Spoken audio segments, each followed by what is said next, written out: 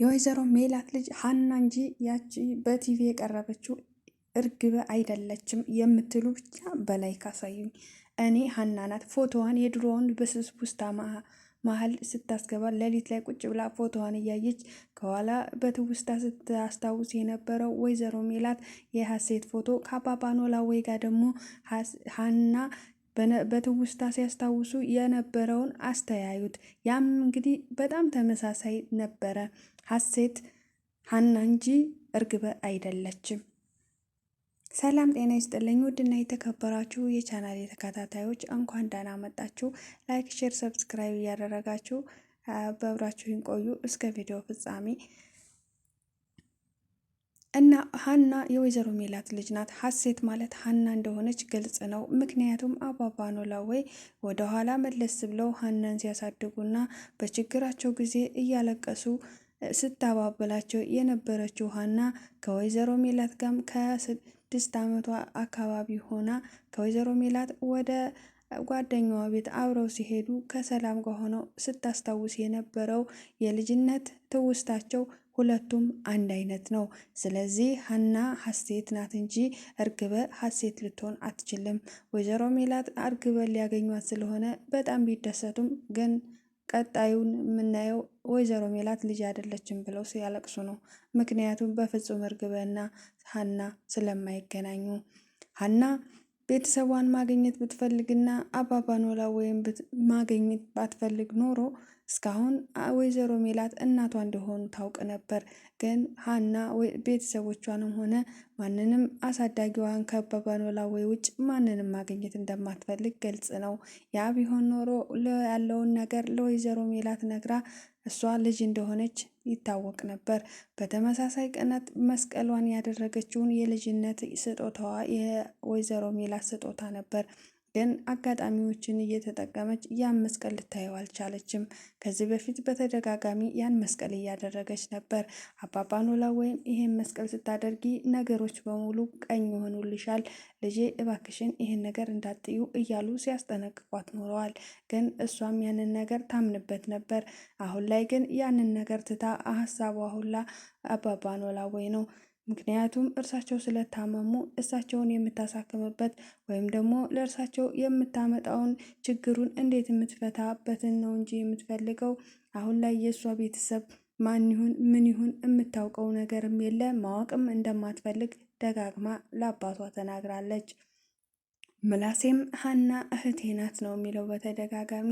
አሁን እንኳን ሀሴት ተገኘች፣ ሀሴት ናት በቴሌቪዥን የተላለፈችው ልጅ ሀሴት ናት ብሎ በአይሚሮ ቢያምንም እንኳን ሀሴትም ሀናም ሰላምም እህቶች ናቸው፣ ሁለቱንም እኩል ነው መወዳቸው እያለ ነው የሚያስበው።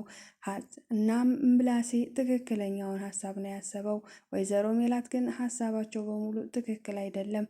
በእርግጥም 16 ዓመት ሙሉ ሲናፍቋት የነበረው ልጃቸውን ድንገት እሷ ናት ብለው ማመናቸው ትክክል ቢሆንም ግን ዘወር ዘወር ብለው ማየትም ያስፈልጋል። እንዴት ነው ሀና ልጃቸው እንዳልሆነች መጠርጠር የከበዳቸው? በተደጋጋሚ ሀናን ሳያት ሀሴትን ትመስለኛለች ይላሉ። ታዲያ ለምንድን ነው እውነታውን ማጣራት የከበዳቸው? ምናልባት እኮ አባባ ኖላዊና ወይዘሮ ሜላት ቢገናኙ ሀና የእርሳቸው ልጅ እንደሆነች ይነግሯቸው ነበር። ለምን ልጄን ቤተሰቦቿን ማገናኘት ፈልጋለሁ፣ እኔ ቤተሰብ የለኝም፣ እሷን ብቸኛ እንድትሆን አልፈልግም፣ እኔ ብሞት ሀና ብቸኛ ናት፣ ከሰው ጋር እንኳን ተቀራርባ ተመሳስላ መኖር አትችልም ብለው ለተሬና እንዲሁም ለአሲር አማክረዋቸው ነበር። ተሬና አሲር ምንም አይነት መፍትሄ ሊያመጡ ስላልቻሉ ያው ዝም ተብሏል። እሷም በድጋሚ ይህን ነገር እንዳትናገር፣ ለማንም እንዳታወራ፣ ደግመህ እንኳን ለራስህ አትንገረው፣ ለእኔ ከነገርከኝ ድጋሚ አይንህን ማየት አልፈልግም እያለች ብትነግረውም እንኳን እርሳቸው ግን ቤተሰቦቿን ብታገኝ ደስታውን እንደማይችሉት ነው። በተደጋጋሚ ወይዘሮ ሜላት አባባ ኖላዊን ልጠይቃቸው ስትል ለሀና አይ የእኛ ቤት አይመጥንሽም እያለች አስቀርታታለች። ሀና ቤተሰቦቿን የማገኘት እድል የላትም። ምክንያቱም ሀና መናገር ካልቻለች እና እሷም ይህንን ነገር ለሰው ካላማከረች እንዴት ነው የወይዘሮ ሜላት እናቷ እንደሆነች የምታውቀው? ዞሮ ወደ መስተጨረሻ ላይ ሀና የወይዘሮ ሜላት ልጅ እንደሆነች እንደሚታወቅ ግልጽ ነው። ነገሩ ይጓተታል ይቆያል እንጂ እርግበስ ምን ይፈጠር ይሆን ወደፊት አብረን የምናየው ይሆናል። ሌላው እንግዲህ ጆሮ ወይም አሲር የሀና ፍቅር ላይ በጣም ችክ ብሏል።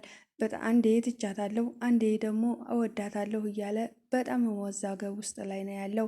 ሰሞኑን እኔ ሀና እህትነቷ ይበልጥብኛል ፍቅር እያልኩ አልጃጃልም ሲል የነበረው ጆሮ አሁን ደግሞ ተምች ሲቀርባትና በአንዳንድ አጋጣሚዎች ሲገናኙ የሚንበረከከው ነገር አለ። ትናንትና ደውላለት ነበር። አባቴ ጋር ሄድ አባቴ በጣም አሞታል እና መርፌም አለው ሆስፒታል አብራችሁ ሄዱ ሞቅ ሲልላችሁ አሁን ብርድ ነው ብሎ አልነሳም ብሎ እቤት ነው ያለው ብላ እያወራችው ነበር። እሱም በጣም ፈገግ እያለች እና በስርዓት ስታወራው ስለነበረ ሀና እንደኔ ትወደኝ ይሆን እንዴ? ለምንድን ነው ስታየኝ ፈገግ የምትለው? ትስቃለች ብሎ እራሱን እየሸወደ ነበር። በስተመጨረሻም እባክን ጆሮ ንቃ እያለ እራሱን በራሱ እያነቃቃ ነበር። አዎ ሀና በዚህ ሰዓት እንኳን ስለ ፍቅር ስለምን የምታስብ አይደለም። በእውነቱ ለመናገር ኤልያስን ሀና የወደደችው ይመስላል። የመጣ ጊዜ በደስታ ብዛት አልቅሳለች። ሲሄድም ሲሰናበታት በጣም ነበር የከፋት። ነገርም ለማንንም መናገር አልችልም፣ ግን ስለ አባቴ ጉዳይ ለአንተ ልነግርህ እፈልጋለሁ ብላ ስለ አባቷ ጉዳይ ለኤልያስ ደጋግማ እውነታውን ነግረዋለች። ኤልያስም እሷን ለማገዝ ነው ወደ ቶሎ የተመለሰው። መስራት አለብኝ፣ ብድርም ካገኘው ተበድሬ የሀናን አባት ማሳከም አለብኝ ሲያለ ሲፎክር ነበር። አሁን ላይ ኤልያስም ተሬም ከድራማው ላይ ተዘውርለዋል። በነገራችን ላይ ተሬ ቢኖር ደስ ይለኛል። ድራማው ሞቅ ደመቅ ይላል እነሱ ሲኖሩ። በእርግጥ ተሬና አሲር እንዲሁም ተምች ደስ ይላሉ። አነጋገራቸው በጣም ነው የሚመቹት። ድራማው ድምቀቶች ናቸው። እናም ኤልያስ እንግዲህ የተመለሰበት አንደኛና አንደኛው ምክንያት የሀናን አባት ምንም ሆኖ ምንም እንደምንም ተቸግሮ ለማሳከም እንደሆነ ግልጽ ነው። እንግዲህ እሷም ባላት አቅም እየታገለች ነው። አባቷን ለማሳከም የማትቆፍረው ድንጋይ የማትደርገው ነገር የለም። በተጨማሪም እንግዲህ ጆሮ እሳቸውን ለማሳከም እነሱን ለመርዳት ብዙ ትግል እያደረገ ነው። ያም እንግዲህ አባባ ኖላዊን ስለሚወዳቸውና እርሳቸውም እንደ ልጅ እሱም እንደ አባት ተማምነዋል። አሁን ላይ እሱ ወደ ቤት ሲገባ ልክ እንደ እናት የእናት አንጀት ነው ያላቸውና አባባ ኖላዊ አንተ ልጅ ምሳ በልተሃል እንዴ? ምን ነው ፊትህ ጠነዛ? እያሉ ይጠያይቁታል። እሱም ምንም ሳይደብቅ አረ ምንም አልበላውም ፋዘር፣ ስራ የለኝ ከየት አምጥቼ እበላለሁ? ስራዬን እንደሆነ አስትተውኛል እያለ ነበረ። እርሳቸውም ስራ ሌብነት ነው በማለት ጠየቁት። ታዲያ ሌላ ምን አለ? እሱን እንደሆነ ትቻለሁ እርግፍ አድርጌ፣ ስለዚህ ምግብ የምበላበት ጌታ አምጥቼ ነው እያለ በልቀልዱን ተውና እዛ ጋር ምግብ አለ ብላ ይሉታል። እርሱም እንግዲህ ያንን አጥቦ ከበላ በኋላ ወሬያቸውን እየቀጠሉ ነው። ትምህርታቸውንም እየተማማሩ ሰንብተዋል። አሁን ላይ ጆሮ ከበፊቱ እውቀት እየሸመተ ነው። ከእርሳቸው ብዙ ነገር እየተማረ ነው። ከሱ እሳቸው ያስተማሩትን እሱ ደግሞ በተዘዋዋሪ ለተምች ለጓደኛው ለአብሮ አደግ ወንድሙ እያስተላለፈ ነው። ምክንያቱም ተምችም የእሱ ጓደኛው ነው። አብረው አድገዋል። የጎዳናን ኑሮ የተጋፈጡት ሁለቱ እየተጋገዙ ነበርና ሌብነትንም አብረው ነበር ሲሰሩ የነበረው። አሁን ግን ተምች ደጋግሞ ቃል እያስገባው ነው። ምክንያቱም አንሰርቅም ተባብለዋል። ግን ተምች በራበው ሰዓት ሊሰርቅ እንኳን ሲፈልግ ከዚህ በኋላ መስረቅ የለብኝም ብሎ ሁለተኛ አልሰርቅም እያለ ቃል ገብቶለት ነበር። እናም ጆሮ ከአባባ ኖላዊ የተማረውን ነገር ለጆሮ እያቀበለ እንደሆነ ለተምች ማለት ነው እያቀበለ እንደሆነ እየተማማሩ እንደሆነ ግልጽ ነው። ተምችም አሁን ላይ እሱን ማጣት አይፈልግም። ጆሮ እውነቱን ነው መስረቅ የለብኝም ሲርበኝ እኔን ጠይቀኝ ብሎኛል። አንዴ ይታረቀኝ እንጂ ሁለተኛ ሌብነትን ስራ ብዬ አልይዝም ብሏል። በሌላ በኩል እንግዲህ ወይዘሮ ሜላት በጣም ነው የተደሰተችው። ሌሊቱን ሙሉ እንቅልፍ ሳተኛ ነበር ያደረችው። ጓደኛዋም እንግዲህ እሷ ለምንድን ነው የማተኘው? አንዳንድ ጊዜ እንደ ሕፃን ያደርግሻል ልበል? ለምንድን ነው አንዴ ትስቂያለሽ፣ አንዴ ደግሞ ታዝኛለሽ? ልታብጂ ነው ወይ እያለቻት ነበር። እሷም ምን ላድርግ ብለሽ ነው? ልጅ እኮ በጣም ናፍቃኛለች። እንዴት ልተኛ? እኔ እኮ አንዳንድ ጊዜ የምስቀው የልጅነቷን ነገር እያስታወስኩ ነበር። ሰላምና እሷ አንድ ላይ ሆነው የሚያደርጉት ነገር በጣም ከባድ ነበር። ታስታውሻለች? አንቺንም እኮ በጣም ተወድሽ ነበር ሀሴት። አርብ አርብ ቅዳሜና እሁድ ከአንቺ ጋር መሆን ትፈልግ ነበር እና አስታወሽ ስትላት እሷም አዎ አስታውሳለሁ፣ እንዴት ልረሳው እችላለሁኝ? ቅዳሜና እሁድ ከኔ ጋር አሳልፋ እሁድ ከሰዓት ስትወስጃት አዲስ ሬሳ የወጣበት ቤት ነበር የሚመስለው ቤቴ። በጣም ነው መወዳት። ምንም ሐፀኔ የተረገመ ቢሆንም እንኳን ሀሴትን ልክ እንደወለድኳት ልጅ ነው ነው እና ከጠፋች ጀምሮ እኔም ያላዘንኩ ይመስልሻል? በጣም ነው ማዝነው። በጣም ነው ያዘንኩት። ሀሴት ከአንቺ በላይ እኔንም ተወደኝ ነበር። እኔም በጣም ነበር መወዳት። ግን ይሄ በመሆኑ ባዝንም የአንቺ ባስ የእናት አንጀት ነው ብዬ ዝም ብለሽ አባሽው። ለምንድን ነው እንደ ሕፃን የማደርግሽ? አሁን መክሬሽ፣ አሁን ተነጋግረን ነገሩን ከጨረስነው በኋላ እንደገና ሌላ ሰው ትሆኛለሽ። ሜላት ልታብጂ ነው ወይ? ምንድን ነው የምትሰሪው ስራ? በያሁን ፎቶውን አስቀምጭና በደረቀ ሌሊት እንደዚህ ከመሆንሽ በፊት ታኝና ጠዋት በጠዋት እንሄዳለን ስትል ነበር። እሷም መተኛት አልቻልኩም አለች። እሷ ብቻ ሳትሆን ምላሴም ሰላምም መተኛት አልቻሉም ነበር። ዝብርቅ ያለ ስሜት ነበር። ከሰላም ጋር የነበረው ስሜት በጣም ከባድ ነበር። በልጅነታቸው የነበረውን ነገር እያስታወሰች እናቴ እኮ ግን ለኔ በጣም ክፉ ናት።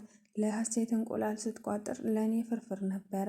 ሁሌ ጊዜም ለሀሴት ጥሩ ጥሩ ምግብ ነበር የምትቋጥርላት።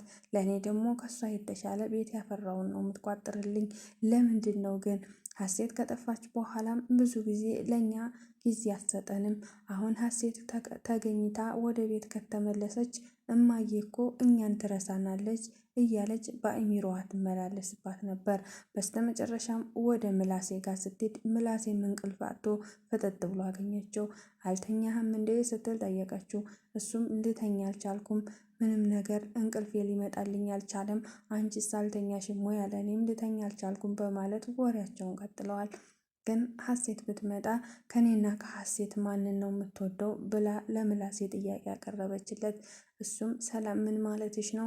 አንቺ እኮ ከጎኔ ነሽ፣ ከልጅነቴ ጀምሮ ሲያመኝ ከጎኔ ነበርሽ። ስለዚህ አንቺን ነው በጣም መወድሽ። እንዴት ነው ሀሴትን ልወዳት የምችለው አላት። እሱም እሷ እንዳይከፋት እንጂ ከዛ በፊት ስለ ሀሴትና ስለ ሰላም እንዲሁም ስለ ሀናንም ጨምሮ ለብቻው ሲያወራ ነበር። እሱም ሶስቱንም እኩል ነው የምወዳቸው፣ ሶስቱም እህቶቼ ናቸው። ሀና ግን አባቷ ታክመው ሲጨርሱ ትታን ወደ ደሴ ትሄዳለች። ያን ጊዜ ግን ምንድን ነው የምሆነው? ሀናም እኮ ምርጥ እህታችን ናት እያለ ለራሱ ሲያወራ ነበር። ሰላም ግን እኔን ለማጽናናት እኔን ላለማስካፋት ብለህ እንጂ እመነኝ፣ አንተም የምትወደው እንደ እናቴ ሀሴትን ነው ስትል ነገረችው። እሱም አይ ሰላምዬ እንደዚህ አትበይ፣ እኔ አንቺን ነው የምወድሽ አላት በድጋሚ። ግን እኮ እናቴ ድሮም ሀሴትን ነው የምትወዳት፣ አሁንም ሀሴት ስትመጣ እመነኝ ሀሴት ጋር ነው የምታደላው፣ እኛን ትረሳናለች በማለት ነገረችው። ሰላም ጋር ያለው ስሜት ይገባናል። በጣም ተጨናንቃለች።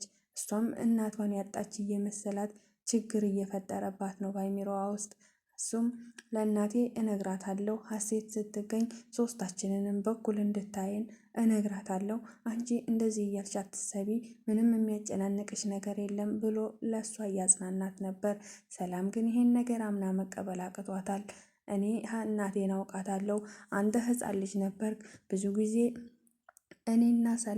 እኔና ሀሴት አንዳንድ ቦታ ስንሄድ እናቴ ሁልጊዜ ለሀሴት ነው የምታደላው።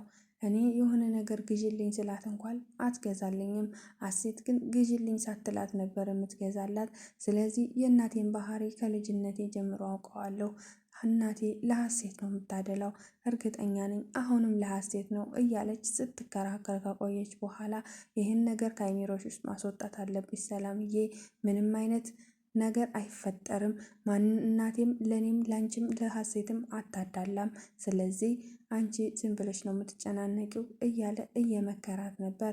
እሷም ይህን ነገር አምና መቀበል ቢያቅታትም በስተመጨረሻ እኔም ልተኛ በቃ አንተም ተኛ ብለው ተለያዩ።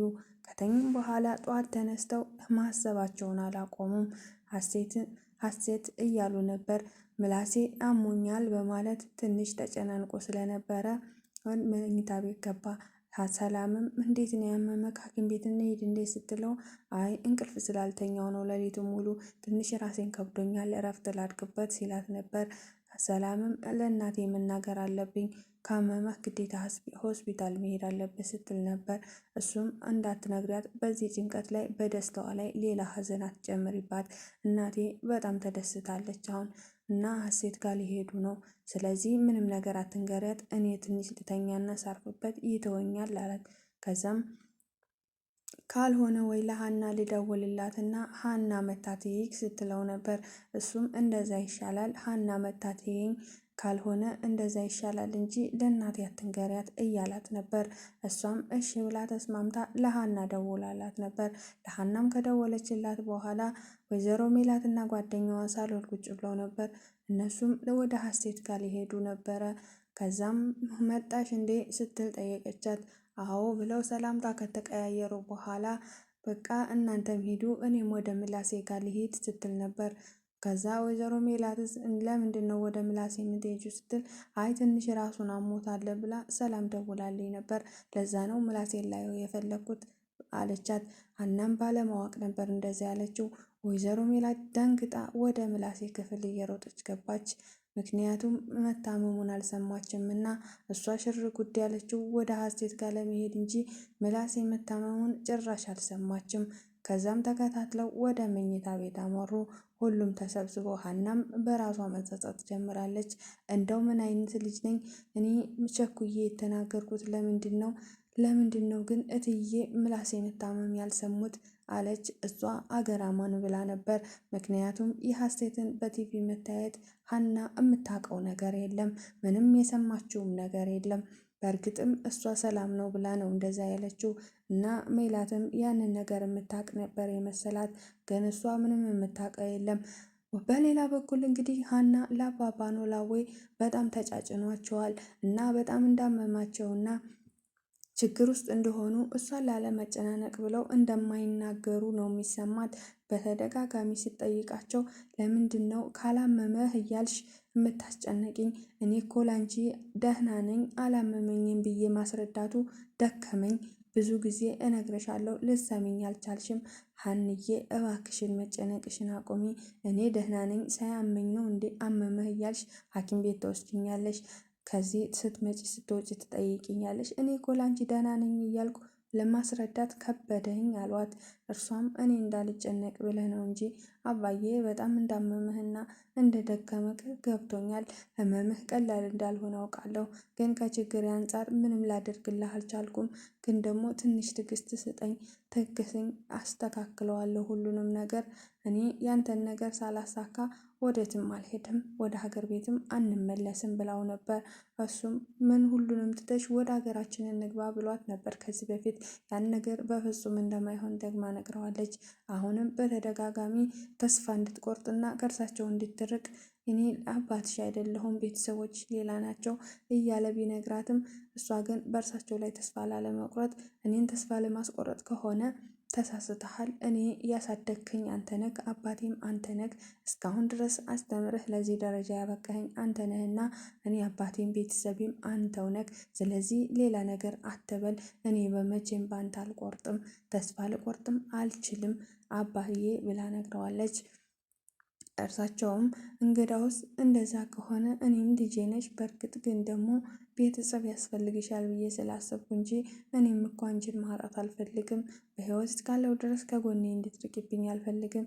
ግን ቤተሰብ መስርተሽ የራስሽ የሆነ ህይወት አለሽ እና ወደፊት የራስሽ የሆነን ህይወት እንድትመሪ እፈልጋለሁ ሲሏት ነበር። ሁሉም ነገር ይደርሳል አንተ ከታከምክ በኋላ ነበር ያለችው። ያው እንግዲህ ትንሽ ህመማቸው እየጠና ቢሄድም እሷም ለማሳከም እና ለማስታመም ዝግጁ ትመስላለች። እናም እንግዲህ ወደፊት ምን ይፈጠር ይሆን?